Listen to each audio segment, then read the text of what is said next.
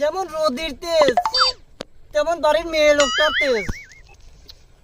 এই দুই তেজের মাঝখানে পড়িয়ে আমার জীবনটা শেষ। মেম্বার কইছিলাম কি ওই বাড়ি সকালবেলা যে তেজটা দেখলাম ওই সেই তেজের কথা কি করছেন নাকি? সকালে দেখলাম যে আপনার বাড়িওয়ালা আপনার বুহির উপর কেন বাধা দিয়ে আপনার যাইতে ধরে রাখেছে, সেই তাপের কথাটা কি করছেন নাকি? তেজ মেরেছে।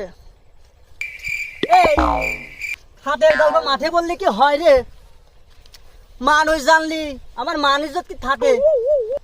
ইজ্জত আর থাকলেই কনে মেম্বার, ওই গ্রামের লোকজন ওই একটু কানাঘুষা করে যে আপনি বলে ওই কাঠের মুখটা চাই বলে মেরিয়ে দেন।